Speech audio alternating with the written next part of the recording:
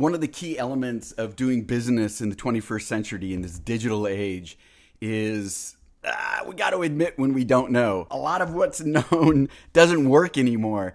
And so we actually have to admit when we don't know, and we have to be willing to go into exploration mode. And so exploration mode is basically just that we're willing to go and learn. We're willing to go figure it out. We're willing to go talk to experts that actually might understand this situation better than we do. Or if it's truly a complex situation, and a complex situation in this context means that there's no one right answer, right? There's too many variables. So there's multiple answers depending upon those variables. And so in those instances, we have to be in this exploration mode where we're learning what works within this specific context. And so we're developing empathy for customers or the stakeholders, and we're running experiments to try to figure out what works. And as we figure out what works, then we can move into execution mode, right? So we're using the evidence of the data from our experiments and from going out and talking to customers. And so we're using the insights in order to make decisions to figure out what works within this particular context.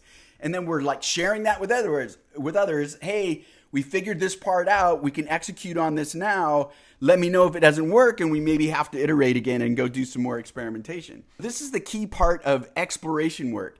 It ends up being needed in every part of the organization. It can't be siloed off into the innovation group. Everybody faces uncertainty, and so everybody needs to learn how to balance this execution plus this exploration work. And again, the exploration work is admitting what we don't know and then taking concrete steps to go and try to figure it out. Talk to stakeholders, talk to customers, talk to experts.